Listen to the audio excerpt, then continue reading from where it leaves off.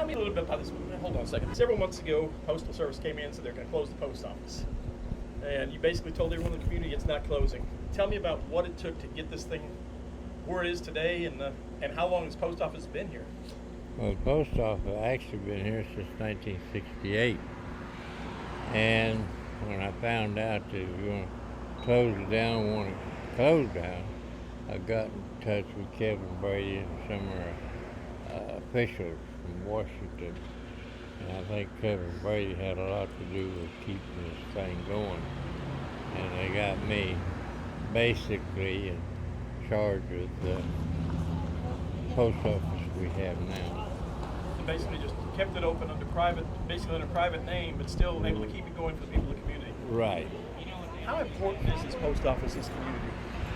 Well, we're a fast-growing community, and I feel like post office usually helps stabilize a community. In that way, people feel like they're part of the community.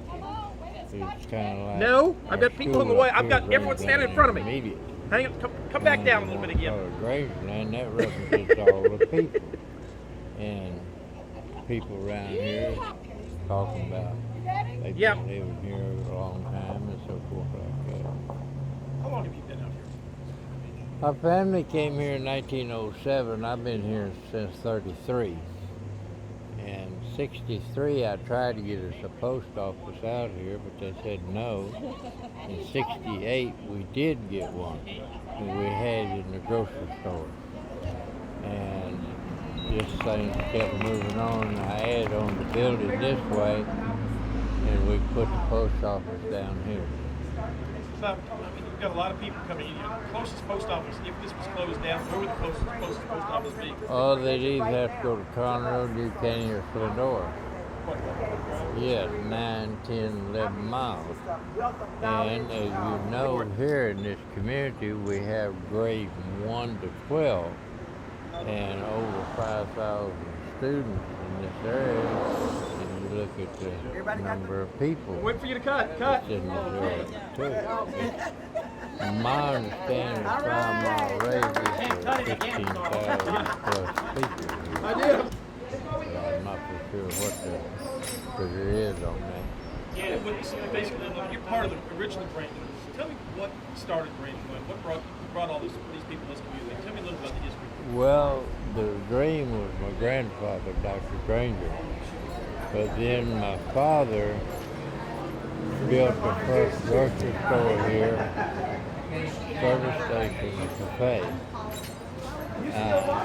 And that's where it first got started. I remember the politicians back in the 40s and 50s, they would come out here, get on the front porch and talk about politics, and the people would gather between here and the station. It would just be packed with people. Our community building was put in here in 48, and that kind of people talk about, well, that's where I had my first wedding, got first birthday party. You said the community center came in when? 1948. And then the first Baptist church acquired in 1950. It's just post office seemed like give a name to a community and so people can handle valuables and things through the post office. Grangerland pretty much evolved over the oil fields. Yeah. Oils. When was it the oil was first found and they started drilling out here? Well, they started, George W. Strait started in first well in 1932. Then 33, in the 30s they started on the Granger survey. We had about 9 wells at one time. And up here on the left, this side apartment, Win Granger and Don Granger, they built a place in there where people could live. And they had a little grocery store, and when the boom went down, then that went down.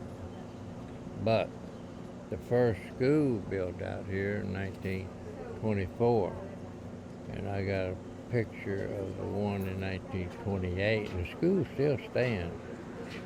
And of the Freemans, the Vicks, the Perrys, and so forth, and family pictures of them.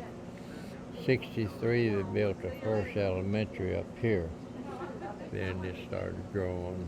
Start growing from there. Yeah. Because what I say, when you came out of 68, it's nothing like what it is now. First of all, your name? Jacqueline Mancito, Spell your last name. First name and last name. Jacquelyn. Mancito, Mansito. Hey, tell me a little about the post office now. It's under private now. It used to be U.S. Postal Service here, and you were a former employee for the Postal Service for many years. Tell me a little about that. 29 years with the Postal Service. We are now a CMR station, which is a commercial receiving agency. We are in the process of changing it back to the Postal Service. For right now, we're shipping mail, and we offer full postal products and services. Now, what about you said also possibly UPS and FedEx? We are going to bring in UPS and FedEx and DHL. Okay. All right. What is this taking to get this thing going? A lot of love and labor, lots of it. Tell me about down at Granger. Mr. Granger and I met about 3 months ago when Mr. Engle called me to come and meet Mr. Granger for this position out here. First time I met him, I knew that he was a winner. And so I said yes to everything he asked. And here we are. It took us 45 days later to open this up, and we pushed it really hard. And Mr. Mancito did all of our remodeling for us. And we hope to be here for a long, long time. All right.